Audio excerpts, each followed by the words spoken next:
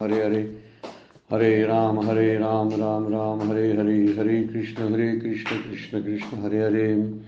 ब्रह्मानंदं परमसुखदं केवलं ज्ञानमूर्तिं द्वन्द्वातीतं गगनसदृशं तत्त्वमस्यादिलक्ष्यम् एकं नित्यं विमलं अचलं सर्वदी साक्षिभूतं भावातीतं त्रिगुणरहितं सद्गुरुं तं नमामि।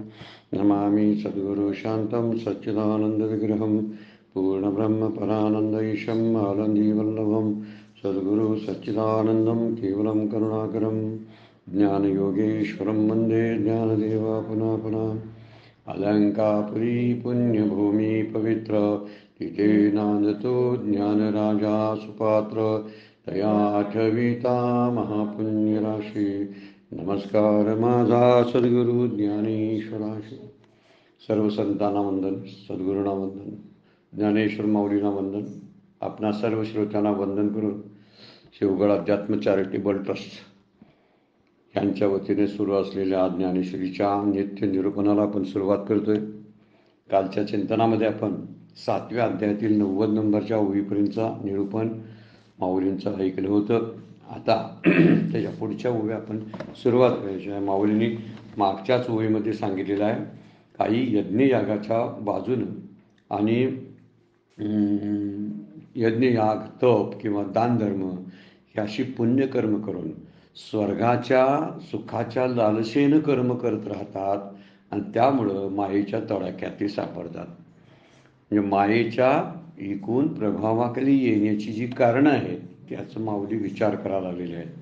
वरती जसं वर्धत्व सांगितलं किंवा अहंकार सांगितला किंवा तारुण्याचा मत सांगितला, विषयाबद्दलची असणारी सुखाची लालसा ही जशी कारणं आहेत तसं इथं सुद्धा यजन याजन करायचे पण ते निष्काम होत नाहीत आणि त्यामुळं सुखाच्या पुण्याच्या दृष्टीनं स्वर्गाची प्राप्ती व्हावी असा काही विचार मनात करतात आणि मग काय होतात, तिथंच त्या कचाट्यात सापडतात.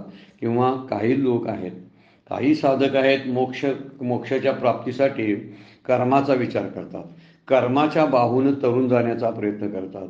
पण शास्त्र सिद्धांत आहे, कितीही कर्म केली कर्मकोटीपी वस्तुसिद्धी विचारेनं. कितीही कर्म केली तर त्याचा उपयोग होत नाही, वस्तूची सिद्धी ही विचारानं होत असते. म्हणून इथं ते विधी निषेधाच्या वळशामध्ये वळणामध्ये भोवऱ्यामध्ये सापडतात. कर्म कुठलं पाप कुठलं पुण्य कुठलं याचाच विचार करत करत करत ते मोक्षापासून दूर राहतात. आणि हा विचार करायला लावणारी कोण असेल तर माया आहे. म्हणून 14व्या श्लोकावरचा आपण विचार अजून करायला लागलेला आहे. दैवी हैषा गुणमयी मम माया दुरुत्तया मामेव ये प्रपद्धते माया मेतांतरंती ते. आणि त्यासाठी माऊली त्याच्यावरती असणारे अडचणी सांगायला लागलेले आहेत.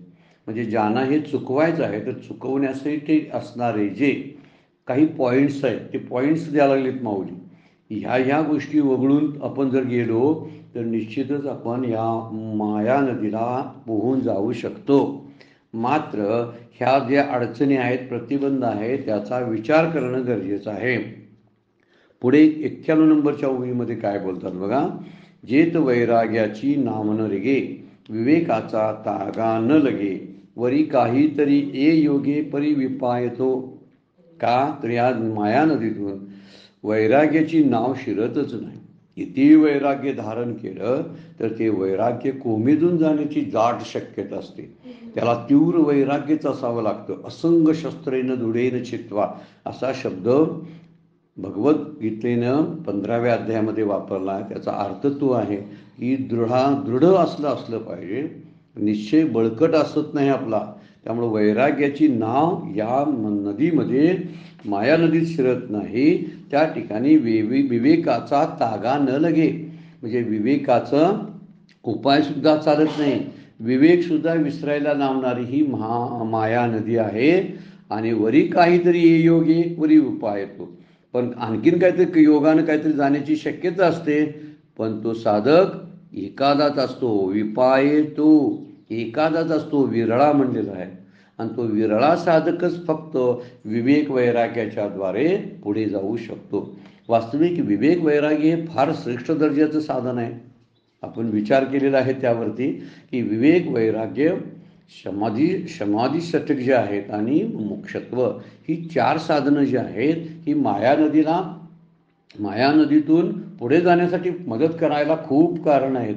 परंतु ती जर दृढत्वेनं वापरली तर त्यामध्ये जर हेळसांड वृत्ती कुठेतरी ठेवली, धरसोड वृत्ती जर ठेवली तर ही साधनं सुद्धा माया नदीत उपयोगी पडत नाहीत. माऊली म्हणतात इथं वैराग्याची नाव सुद्धा त्या नदीत शिरू शकत नाही. वैराग्याचा काही उपयोग होत नाही किंवा विवेकाचाही उपयोग होत नाही. कोणत्या विवेकाचा आणि वैराग्याचा? जे धरसोड वृत्तीने केलेली असतात, विचारपूर्वक नसतात, त्यामध्ये वैराग्य घेताना सुद्धा त्यातलं दृढत्व नसतं, तीव्र वैराग्य नसतं, अशा वेळी ती नाव शिरत नाही म्हणलेलं आहे. नाहीतर वैराग्याचा आणि विवेकाचा उपयोग नाही असं म्हणण्याची काही गरज नाही. मागच्या वेळा सांगितलेलं आहे अभ्यास, वैराग्य या 2 गोष्टी ज्या आहेत त्या माया नदी किंवा योगाला पूर्णत्व देण्यासाठी उपयोगी पडतात असं आपण 6व्या अध्यायामध्ये पाहिलेलं आहे. इथं सुद्धा माऊली बोलतात की जर खऱ्या अर्थानं जर तो विवेक खरा मनापासून जर वापरला, नित्य सारासार वैराग्य सगळे विवेक आणि वैराग्य जर दृढ असेल तर इथे विषय वैराग्य असतं ते दृढ असायला पाहिजे. नाहीतर या विषयांचं कधी आपल्यावरती आकर्षण निर्माण होऊन त्यामध्ये साधक कसा गुंतून राहील हे सांगता येत नाही. आणि म्हणून इथं वर्णन केलेलं आहे की काही जण तरुण जाण्याची शक्यता मात्र असते. अष्टांग योगाचा अभ्यास करणारे जे काही मंडळी आहेत त्या अष्टांग योग किंवा इतर अभ्यास दृढतेने करणारे आहेत. आज थोडं चुकलं असेल उद्या त्याची दुरुस्ती करणारे ते मात्र जातील. काय म्हणतात? काही तरुण जाण्याची शक्यता आहे. वरी काहीतरी ये योगे परी विपायतो म्हणजे एखादा असतो. विपाय शब्दाचा अर्थ विरळा असा दुर्लभ मनुष्य आहे की तोच फक्त विवेक वैराग्याच्या द्वारे तरुण जाऊ शकतो. अन्यथा इथं वैराग्य आणि विवेकाचं सुद्धा काय चालत नाही. कदाचित उपयोगाला आला तर अष्टांग योगाचा उपयोग होईल म्हणतात माऊली, केला तर तसा, आणि तो एखादाच करू शकतो. त्यामुळे वैराग्य महत्त्वाचं साधन आहे. पण हा मोहाचा पूर आहे, मोठ्यात मोठा पूर आहे. असं कोवळं वैराग्य तिथं उपयोगाला येत नाही. हे वैराग्य लगेच कोमजून जातं. त्यामुळे कोवळ्या वैराग्याला ही मोहाची लाट स्थिरच होऊ देत नाही. इतकी प्रचंड लाट असते. जरा उभा राहावं वैराग्याच्या द्वारे तर लगेच ती लाट त्याला स्थिर होऊ देत नाही.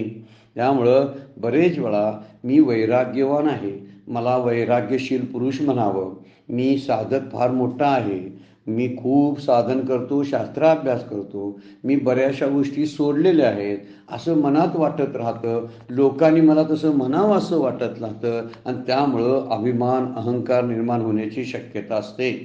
या अहंकारामुळं आणि अभिमानामुळं असलेले हे कोवळं वैराग्य त्या लाटेमध्ये उद्ध्वस्त होऊ शकतं असं माऊली बोलतात. त्यामुळे वैराग्याची स्तुती केल्यामुळं अभिमान येऊ शकतो. तसंच विवेकाचा आहे ही नदी इतकी खोल आहे, प्रचंड खोल आहे. त्याला अनादी शब्द जो वापरलाय ना त्याची खोली दर्शवतो तो शब्द. खूप खोल आहे आणि अशा खूप खोल असलेल्या नदीमध्ये हा विवेकाची जी काठी आहे त्याला वेळू आपण म्हटलेला इथं, विवेकाचा तागा न लगे, ती विवेकाची काठी तिथं टेकतच नाही. म्हणजे ज्या आधाराने मी उभा राहावं असा जो विवेक आहे तो आधारच तिथं टेकत नाही. कारण तिथं आधार मिळाल्याशिवाय कसा एखादा साधक उभा राहू शकेल? कारण ह्याचा प्रवाहच इतका मोठा आहे, याची खोली इतकी प्रचंड आहे की या प्रवाहाबरोबर वैराग्य वाहून जातं आणि खोली अधिक असल्यामुळं त्यामध्ये पाय टेकवता येत नाही. जर असं निश्चयानं फर्म राहता येत नाही आणि राहता येत नसल्यामुळं पाय डळमळतात. विवेक जागा नसतो ना आणि त्यामुळं पाय डळमळतात. तोपर्यंत लगेच इकडे एक लाट येते आणि ती लाटेमुळं मी काल पकडलेलं आजचं वैराग्य लगेच घेऊन जातं मला तिकडं. त्या प्रभावाबद्दल त्या तडाख्यात मला सापडायला लावतं. त्यामुळे विवेक घट्ट नाही आणि वैराग्यही पुरेसं नसतं. आणि त्यामुळं इथं काय होतं की या खोल नदीमध्ये विवेकाचा वेळ खाली टेकत नाही आणि त्यामुळं मन विवेकाला झुगारून देतं. अगोदर मनाचा प्रवासच कसा आहे नेमका. जरी मनाला जरा जसं काहीतरी एखादी गोष्ट जरी विवेकाते भुलवी असं म्हणलेलं आहे, जे विवेकाते भुलवी संतोषाची चाड लावी बैशीजी तरी हिंडवी दाही दिशा. काय सुंदर वर्णन आपण बघितलेलं आहे 6व्या अध्यायामध्ये. अजूनही त्या ओव्या मनाच्यावर बघण्यासारख्या आहेत 6व्या अध्यायातल्या. त्यामध्ये म्हणतात विवेकाला भुलवत होते. इथं म्हणलंय विवेकाची काठी स्थिर होत नाही, देऊ देत नाही. म्हणजे मला ज्या स्थिरावरती स्थिर राहून साधना करायची आहे ते विवेक आणि वैराग्य आहेत आधार दोन. हे विवेक आणि वैराग्य आधार जर सुटले, कशानं सुटतात बघा.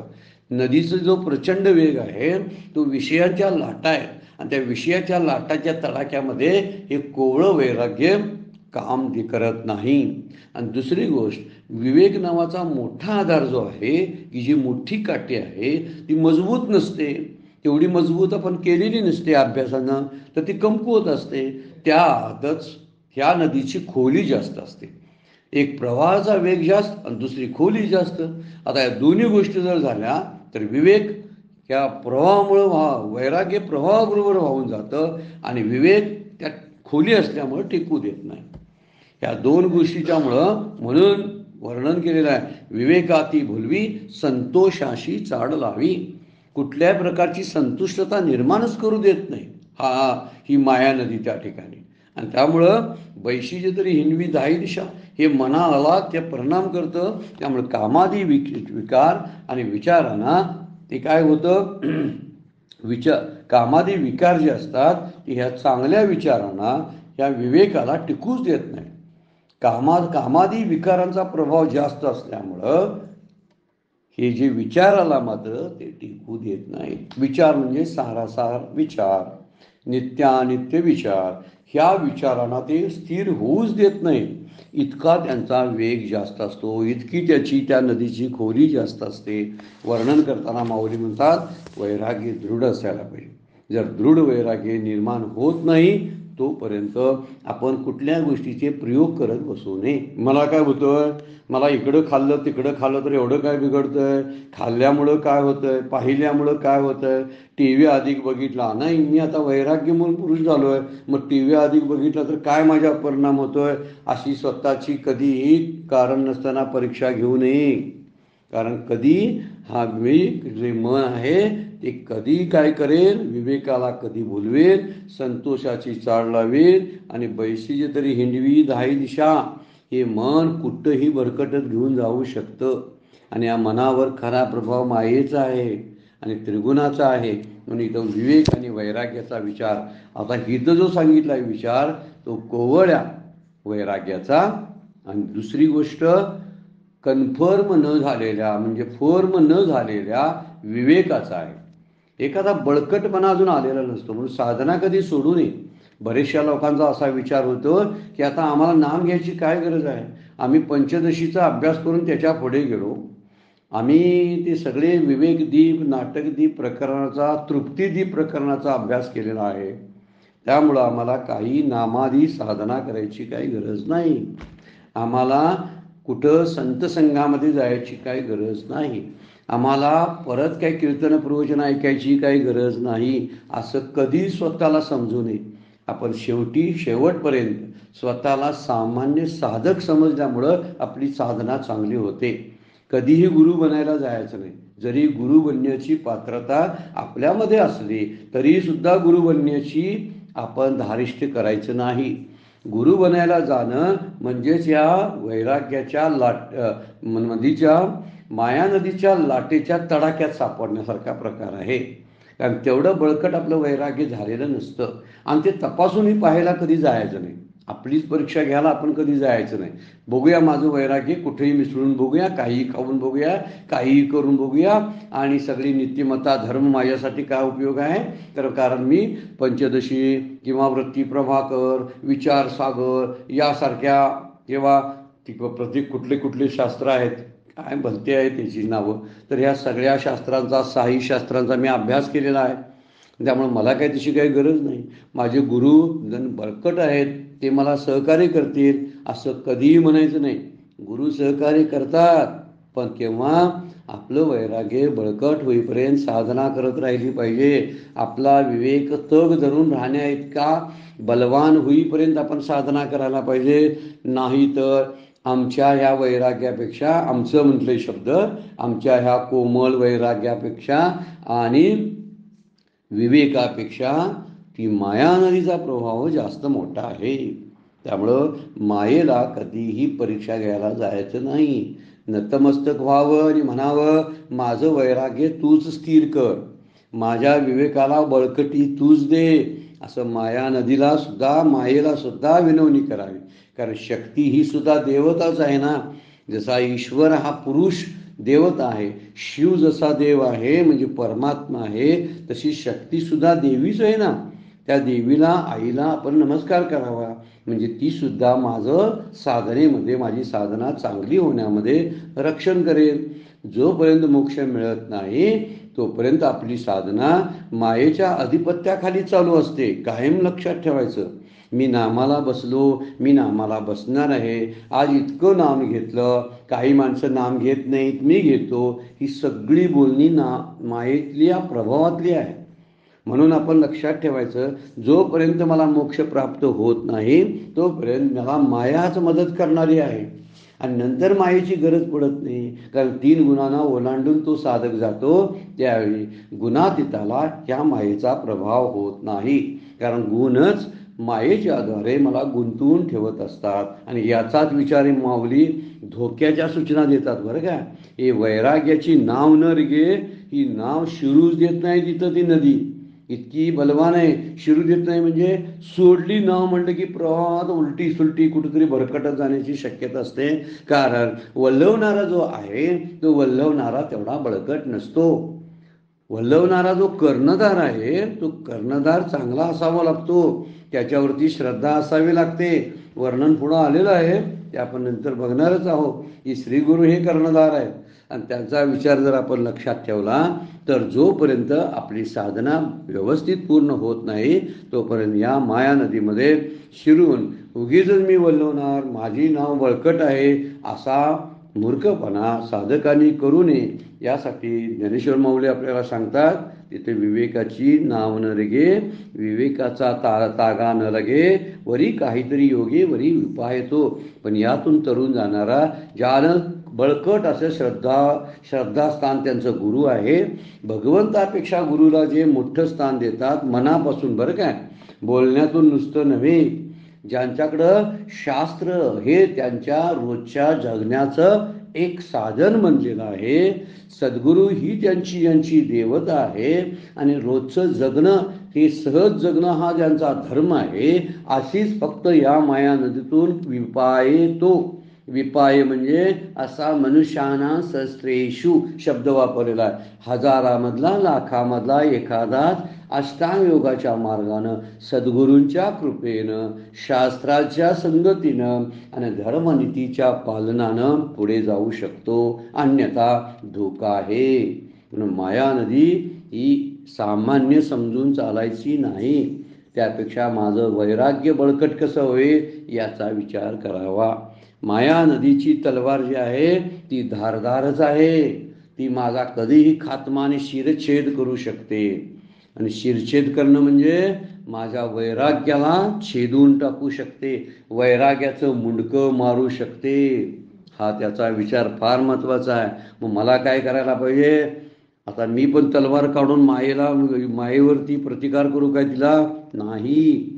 तर माझ्याकडं माझं विवेक आणि वैराग्य रूपी ढाल अत्यंत मजबूत करून घेतली पाहिजे, अन्य उपाय नाही.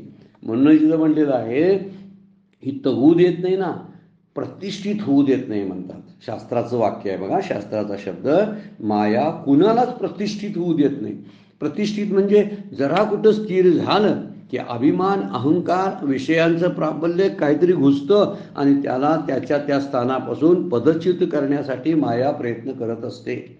आता बरं, माया प्रयत्न करत नाही बरं काय, पण मायेमध्ये अडकणारा जीव जो असतो त्याचं वैराग्य अगदी नाजूक असतं. आणि त्यामुळे ते नाजूक असलेला विवेक, नाजूक असलेलं वैराग्य तिथं ठीक धरून राहू शकत नाही. आणि तग न धरल्यामुळं त्याची हानी होऊ शकते. म्हणून ही माया नदीला सामान्य कोणी समजू नये. फार आहे. देवी हेशा गुणमयी मम माया दुरुक्त या शब्द वापरला. अत्यंत दुस्तर माया आहे आणि दुस्तर असल्यामुळं तिची परीक्षा घ्यायला कधी जायचं नाही. माऊली सांगतात, जेत वैराग्याची नाव न लगे, विवेकाचा तागा न लगे, वरी काहीतरी योगे परी विपायतो, ऐशे तरी जीवाची अंगवणे, ये माया नदीचे तरणे, हे कासयासारखे बोलणे मना विपा. आता माऊली जरासा टर्न केला बघा विचाराला. मग अगोदर किती तरी चिंतनामध्ये आपण बघितलं की या माया नदीला विरोध होणारा, प्रतिबंध होणाऱ्या ज्या ज्या गोष्टी आहेत त्याचा सगळ्याचा विचार माऊलीने केलेला आहे. आता माऊली काय बोलतात बघा, आता दृष्टांताद्वारे माया नदी तरुण जाणं किती कठीण आहे हे सांगतात. त्यामुळे इथून पुढं आता विरोधी दृष्टांत देऊन ते पटवून देण्याचा प्रयत्न करणार आहे. ऐशे तरी जीवाचे अंगवणे, जीवाच्या अंगीच्या सामर्थ्याने ये माया नदीचे तरणे, हे माया नदी तरुण जाता हे बोलणे कशासारखे आहे, कायसा सारखे बोलणे म्हणावे पा. ते कशासारखं बोलणं आहे ते सांगतो तुम्हाला. आता जर कोण म्हणत असेल ना हे माझ्या अंगच्या सामर्थ्याने मी तरुण जाणार आहे, मला कुणाची शास्त्र गुरु भगवंत काही गरज नाही, मी माझा अंगचं सामर्थ्य आहे, मी शब्द पंडित आहे, मी चारही वेदांचा अभ्यासक आहे आणि मला अमुक अमुक सगळ्या शास्त्र पाठांतर आहे, अशा एखाद्या गोष्टीचा आधार घेऊन एखादा जर जीव तरुण जाणार म्हणत असेल तर ते बोलणं कशासारखं आहे त्याचं दृष्टांतद्वारे आता माऊली वर्णन करणार आहेत. दृष्टांत सुद्धा किती सुंदर आहेत, बघण्यासारखे आहेत. म्हणून ज्ञानेश्वरीमध्ये आपण जेव्हा घुसतो, आतमध्ये प्रवेश करतो, त्यावेळी आपल्यालाच जसं एखादा कमळामध्ये अडकलेला भुंगा असतो आणि बाहेर पडावं असं वाटत नाही, अशीच अवस्था आपली ज्ञानेश्वरीमध्ये घुसल्यानंतर होते. किती म्हणून दृष्टांतांचा अभ्यास करावा असं वाटायला लागतं. आता पुढे काही 4-5 दृष्टांत अगदी सुंदर दिलेले आहेत बघा, आणि त्याचा शेवट 97 नंबरच्या ओळीमध्ये केलेला आहे. आता 92 पासून 96 पर्यंतच्या ओळीमध्ये माऊली दृष्टांत द्यायला लागलेले आहेत आणि तो दृष्टांत आता सुरुवात कशी करतात बघा. जरी अपत्य शिळा व्याधी, आकळे साधुशी दुर्जनांची बुद्धी, ही रागी सांडी वृद्धी आली शांती. पहिला दृष्टांत दिला बघा.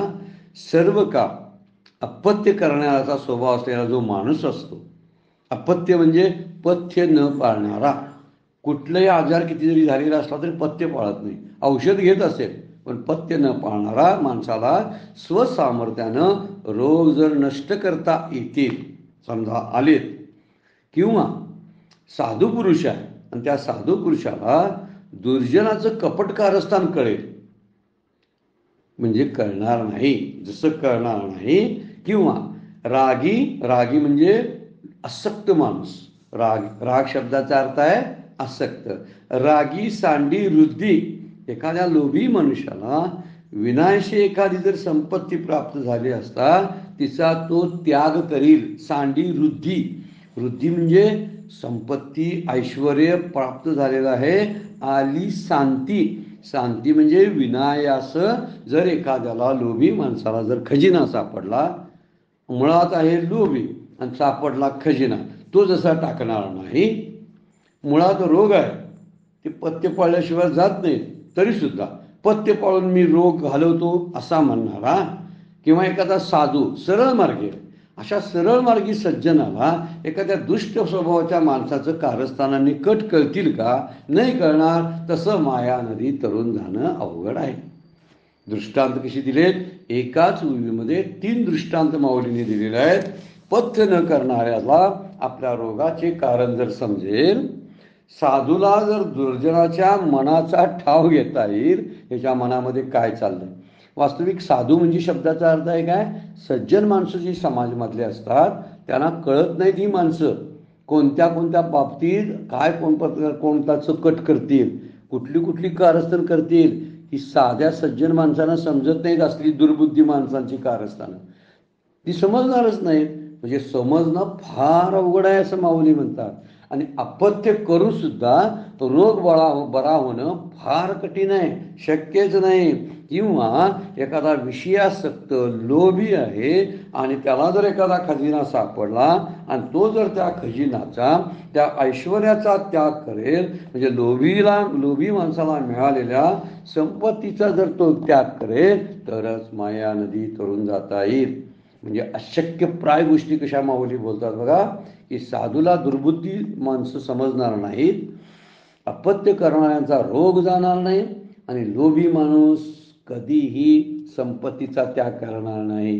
हे जसं अशक्य आहे तसं माया नदीतून एखादा स्वतःच्या सामर्थ्यानं तरुण जातो म्हणे तर ते अशक्य आहे. वरतीच सांगितलेलं आहे, जरी जीवाचिनी अंगवणे ये माया नदीचे तरणे. स्वतःच्या सामर्थ्यावर मी तरुण जातो असं जर कोण म्हणेल तर, म्हणून पत्य न करता रोग घालवता येईल तरच भगवंताला शरण न येता माया नदी तरून जाता येईल. आता दुसऱ्या उलट्या मार्गाने आपण जरासा दृष्टांताचा विचार करूया.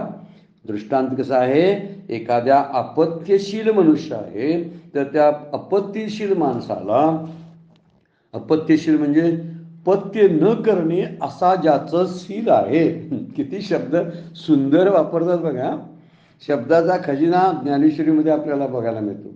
कसे एक एक शब्द असे त्याच्याला त्याचे कंगोरे बघायला मिळतात. अपत्यशील, अपत्य करणारा ज्याचा स्वभाव आहे, असं ज्याचं शील आहे, पत्य न करता त्याला भगवंताला शरण न येता, म्हणजे पत्य न करता रोग घालवता येतील, त्याचा अर्थ भगवंताला शरण न येता माया नदी तरून जाण्यासारखा प्रकार आहे.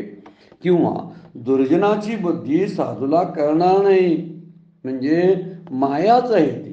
दुर्जन शब्दाचा अर्थ आहे माया, आणि मायेला न ओळखता तरुण जाता येईल का? म्हणजे साधू दुर्बुद्धी असणाऱ्या लोकांना ओळखलीत का? तर त्यांना ओळखता आले नाही. दुर्बुद्धी आणि दुष्ट माणसं सज्जन माणसाला ओळखता येत नाही. तसं सर्वसामान्य साधकाला माया ओळखता येत नाही. मायेच्या पोटात काय दडलंय, माया काय करू शकते याचा अंदाजच नाही. जसं सज्जन माणसाला दुष्ट माणसं काय करतील याचा अंदाज येत नाही, आणि काही कारण नसताना उगीच त्याच्या स्वाधीन राहून त्याच्यावर विश्वास ठेवून जगतात.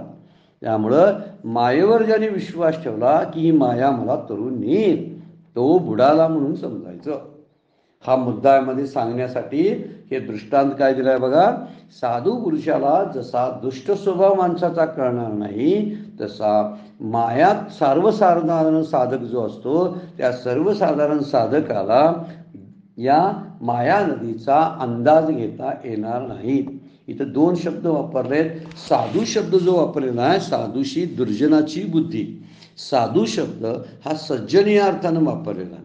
साधू म्हणजे संत या अर्थानं वापरलेला नाही बरं का.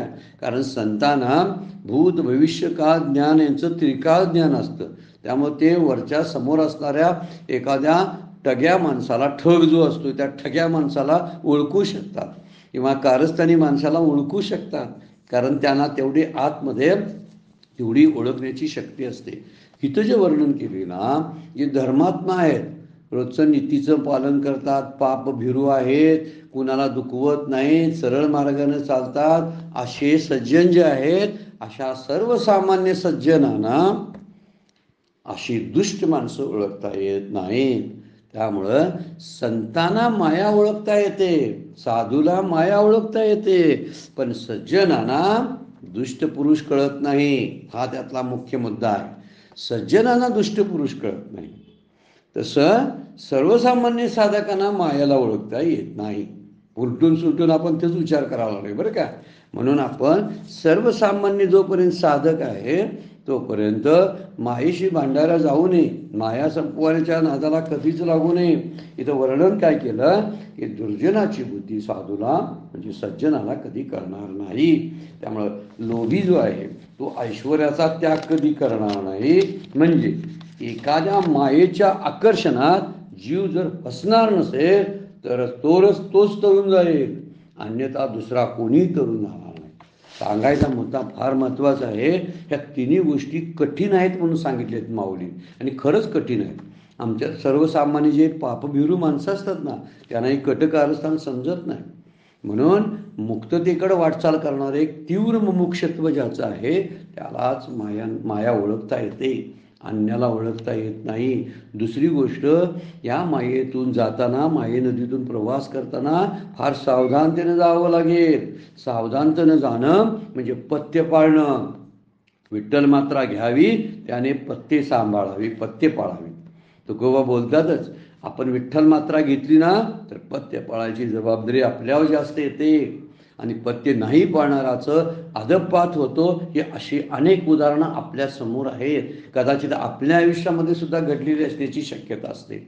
याचा विचार करायला लावणारी ही गोष्ट आहे. अपत्यशिळा व्याधी कधीच सोडून जाणार नाही. अपत्यशिळा म्हणजे ज्यानं अपत्य सतत करतो. किती सांगितलं डॉक्टरनं तरी ऐकत नाही. श्री गुरुनी किती सूचना दिला, शास्त्रानं किती वर्णन करून सांगितलं तरी ऐकत नाही. असा मनुष्याला कशी माया नदी तरून जाता येईल? कसा त्याचा रोग बरा होईल सांगा बघू? जो कुणाचंच ऐकत नाही, डॉक्टरांचं सल्ले ऐकत नसेल आणि कुठलेच पथ्य पाळत नसेल तर औषध घेतो तेवढं. का औषध घेतो हे जगाला दिसते आणि पथ्य पाळत नाही हे जगाला दिसत नाही. खरा मुद्दा हाच आहे. जगाला न दिसणारं बरंचसं अपथ्य आपण करत असतो. अपथ्य शब्दाचा अर्थ आहे वैद्यकीय सल्ल्याच्या विरोधात वागणं, त्याला अपथ्य म्हणतात. वैद्य कोण आहेत? श्री गुरु आणि शास्त्र हे वैद्य डॉक्टर आहेत आणि त्या डॉक्टरांनी दिलेले सल्ले मानायचे नाहीत, परंतु डॉक्टरांना दिसावं म्हणून त्यांच्या पुढ्यात औषध घेतो. फार महत्वाचं आहे. आणि दिसायसारखं औषध घेतो. लोक म्हणतात बघा रोज नियमानं औषध घेतो, बघा रोज नियमानं ग्रंथ वाचतो, रोज नाम घेतो, एखाद्या कुठल्या तरी मठाचा कार्यभाग व्यवस्थित चालवतो असं समोर दिसत असतं. पण खरं बघायला गेलं म्हणजे तो उघड उघड औषध घेतो आणि गुपित गुपित अपथ्य करतो. अपथ्य म्हणजे पथ्य पाळत नाही. दिसणाऱ्याला वाटतं, श्री गुरुंना सुद्धा वाटत असतं की दिलेले औषधं माझ्या पुढ्यातच घेतोय हा, पण पथ्य पाळत नाही. हे कुठं आहे? रात्री उठून खोकला आहे तरी दही खातो, खोकला आहे तरी आंबट पदार्थ खातो. हे त्यांना कुठं दिसते सांगा? नाही दिसत. आणि त्यामुळं वर खूप पथ्य पाळणारे, खूप औषध घेणारी लोक आहेत, पण अपत्यशीळ आहेत. त्यामुळं माया ओळखता येत नाही, माया तरून जाता येत नाही. दिसायला बघायला गेलं तर ह्यांची सगळी पारमार्थिक साधन दिसत असतं, पण पारमार्थिक साधनला जोडीला असणारं जे पथ्यपालन आहे ते पथ्यपालन केलं जात नाही. आणि म्हणून त्यांचं पलीकडं जाणं, तीरावर जाणं, काठावर जाणं, माया नदीच्या पलीकडे जाणं हे घडत नाही. हे सांगायसाठी एवढा मोठा दृष्टांत दिला. त्यामुळे संसार माया मुळात हा जो रोग आहे, संसार हा जो रोग आहे आणि न पथ्य न पाहता जसा रोग जाणार नाही तसं भगवंताला शरण न जाता माया तरून जाणार नाही. हे माऊलींना सांगायसाठी हा दृष्टांत दिला. नुसता दृष्टांत वाचून आपल्याला चालणार नाही. अपत्य शब्द वापरला म्हणजे अपत्य करणे ज्याचा स्वभाव आहे. काय याचा अर्थ? एखादं मरण आलं तरी चालेल, पण हे खाऊ नको म्हणलेलं खाणारच, करू नको म्हणलेलं करणारच, मरण येऊ दे, मरायला तयार असतं, परंतु ते करणारच. किती त्या पतंगाला सांगा, पतंग नावाचा किडा जो असतो त्याला, अरे जाऊ नको सागीजवळ, जाऊ नको सागीजवळ, जाणारच. जाणारने काय करणार? मग मरण ठरलेलं आहे. तसं रोगाने एवढा पछाडलेला आहे, हे खाऊ नको म्हटलं, मेलं तरी चालेल, कधीतरी मरायचंच आहे ना असा नाही म्हणतो तो, तर खाऊन टाकतो आणि मग मरतो असे. तर तसं आता राहिलाय किती आयुष्य, मौज मजा करून जाऊया ना. कुठली माया आणि कुठला देव आणि कुठलं शास्त्र आणि कुठलं गुरु असे म्हणणारे जे आहेत हे अपत्यशील स्वभावाचे, असा त्याचा अर्थ आहे. जसं सरळ स्वभाव असणाऱ्या माणसाला, सज्जनाला दुर्जन ओळखता येत नाही, तसं मायेवरती आवरण आहे आणि मावरण दोषामुळे मायेला ओळखता येत नाही. जसं दुर्जनावर सुद्धा आवरण असतं. का कळत नाही दुर्जन सांगा बघू? तर दुर्जन त्या सज्जनाच्या पुढे चांगला व्यवहार करतो, गोड गोड बोलतो, जणू काय त्याला मदतीला आलाय असं दाखवतोय, म्हणून तो ओळखता येत नाही. खरंच जर तो शत्रू बनून आला तर आपण त्याच्याशी युद्ध करू, पण माया कधीच शत्रू बनून येत नाही. तर माया अनुकूल गोष्ट बनून येते, वृद्धिसिद्धीच्या द्वारे येते, विषयासक्तीच्या द्वारे येते, नातवंडांच्या द्वारे, गोड गोड नातवंडांच्या द्वारे आपल्या समोर येते, म्हणून ओळखता येत नाही. ती मिथ्या आहे. खरी गोष्ट ती आहे. हा दृष्टांत तिथे लावायचा. दुर्जनाची बुद्धी कळणार नाही सज्जनाला. याचा अर्थ काय? मायेवरती आवरण आहे, दुर्जन दुष्ट आहेत, वाईट आहेत, हेच मुळात कळत नाही ना. का? त्याला दुसरे कारण आहे, सज्जन दुसऱ्यांच्या दोषच बघत नाहीत म्हणून. चांगला स्वभाव आहे तो, पण चांगला जरी असला तर वाईट ओळखणं हे सुद्धा गरजेचं आहे. जसा देवाला ओळखायचा आहे तसा मायेला सुद्धा ओळखायचं आहे. मायेला ओळखायचं त्याचा त्याग करण्यासाठी, आणि भगवंताला ओळखायचा त्याचा स्वीकार करण्यासाठी.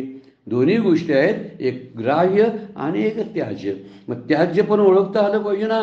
पण सज्जनांना सज्जनपणामुळं ते ओळखता येत नाही. मुळात गोष्ट आहे, दुर्जन पांघरून घेऊन येतात सज्जनाचं. त्यांच्या डोक्यावर सज्जनाचं पांघरून आहे, त्यांना कसं दुर्जन म्हणायचं म्हटले तर ते म्हणजे आम्ही कसं दुर्जन आहोत, आम्ही काय केलंय? कारण ते माघारी कारस्थान करत असतात. म्हणून इथं म्हणलेलं आहे, आकळे साधूशी दुर्जनाची बुद्धी. हे दुर्जन म्हणजे माया, आणि सज्जन म्हणजे कोण? आपण साधन करणारे साधक. इथं रोग कोणता आहे? माया. संसार हा रोग आहे. आणि दुसरं कोण आहे? आणि रोगी कोण आहेत? आपण जीव. जीव रोगी आहे. साधन पण करतो, पण साधन करतो म्हणजे काय करतो? औषध पण घेतो साधन करतोय म्हणून. बरं, इकडं सज्जन पण आहे म्हणजे साधन करतो. हे सज्जन पण आहे, तो दुर्जन नाही आहे. पण सज्जन आहे, पण त्यातलं आवरण काढून ओळखता येत नाहीत ना माणसं. हा मोठा मुद्दा आहे त्यामध्ये. हे ओळखताच येत नाही, कारण मायेवरती आवरण आहे.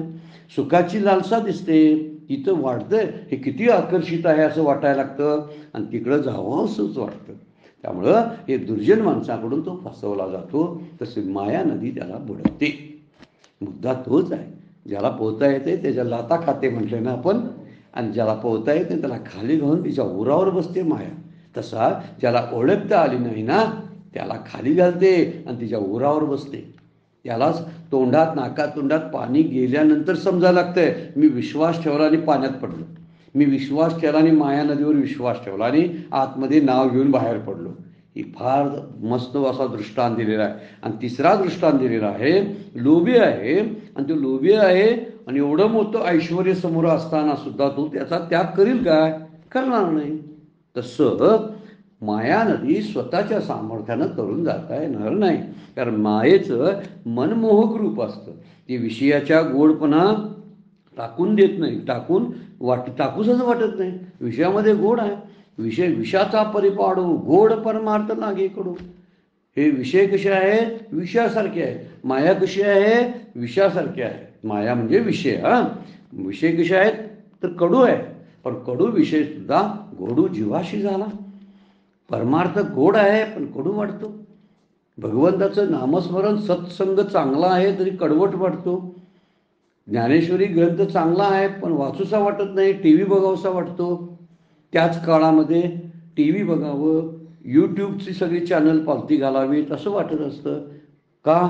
तर विषय विषयाचाच परिपाडू, गोड परमार्थ लागे कडू असा सिद्धांतच आहे. त्यामुळं कितीही मोठं समजा काय आलं, एखादा लोभी अगोदरच कच्चा असतो, तो फार प्रयत्नपूर्वक संपत्ती मिळवत असतो. आणि जर अनायशी जर संपत्ती जर पुढं आली, काय शब्द वापरला? आली सांता, वृद्धी आली सांता. वृद्धी शब्द इकडे घालून वाचायचा. वृद्धी आली सांता म्हणजे ऐश्वर्य चालूनच आलं तर तो डावलेल काय सांगा बघू. रात्रंदिवस अगोदर संपत्तीचा विचार करणारा तसा जीव सतत विषयांचं चिंतन करणारा, आणि जर समोर विषयच आले तर तो गप्प बसेल काय सांगा बघू? नाहीच गप्प बसणार, अजिबात गप्प बसणार नाही. तसा लोभी माणसाला हे मनमोहक विषय जे आहेत म्हणजे ऐश्वर जे आहे ते ऐश्वर जसं टाकावंसं वाटणार नाही, तसं ही कठीण आहे की तशी माया तरून जाणं भगवंताच्या शास्त्रांच्या आणि गुरूंच्या सहकार्याशिवाय तरून जाणं कठीण आहे. कायम ती गोष्ट विचार करायची बरं काय, कारण ते कठीण आहे एवढं शब्द आहे. ते अशक्य नाही. शक्य होतं, पण शक्य केव्हा होतं? जेव्हा सद्गुरू, शास्त्र, भगवंत यांना आपण या तिघांना जेव्हा एकत्र करतो त्याच वेळी ते सगळ्या गोष्टी होतात. नुसतं शास्त्र वाचलं आणि भगवंताची कृपा नसेल तर शास्त्रही त्याचा पुरेसा उपयोग आपल्याला होऊ देत नाही.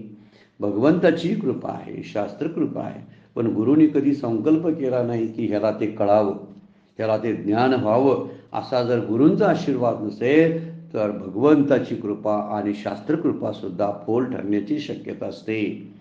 नामदेव महाराजांच्या चरित्रामध्ये आपण उदाहरण घेतलेलं आहे.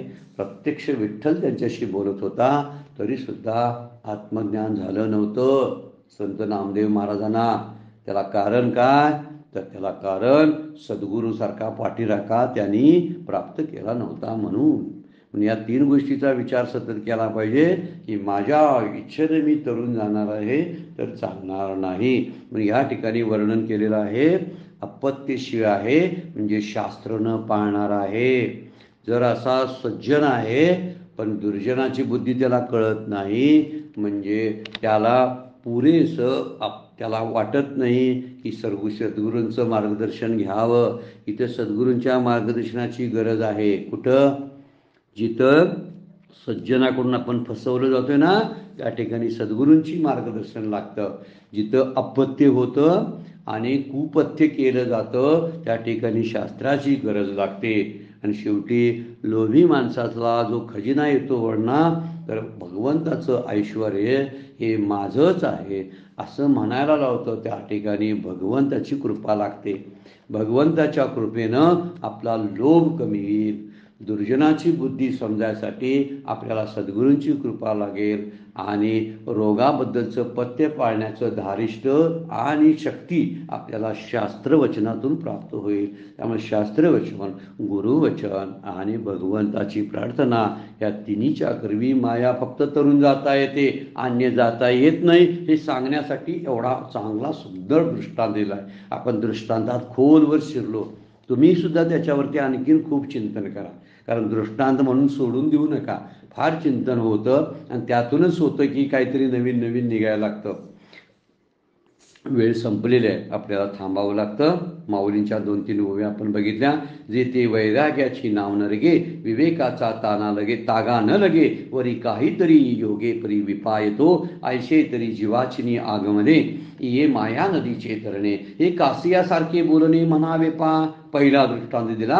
जरी आपत्ती चला व्याधी, आकडे साधूंशी दुर्जनाची बुद्धी, की रागी सांडी वृद्धी आली सांती. पहिला दृष्टांत म्हणजे पहिली ओवी वापरली, त्यात 3 दृष्टांत दिलेले आहे. आपणही त्याचा विचार करावा. कदाचित असं धाडसानं बोलण्यासारखं आहे, दृष्टांताचा अभ्यास करावा. वास्तविक आपण जर बोलायला लागलोय सिद्धांताचा अभ्यास करण्यासाठी आहे, पण दृष्टांताचा अभ्यास करता करता कधी सिद्धांत आतमध्ये येतो काही कळतच नाही. माऊलींची तशी कृपा आपल्यावरती राहावी. आजची साधना, आजची चिंतन, सेवा सद्गुरूंच्या चरणी, भगवान ज्ञानेश्वरांच्या चरणी अर्पण करून विराम घेऊया. पुंडलिक वरदारी विठ्ठल श्री ज्ञानदेव तुकाराम.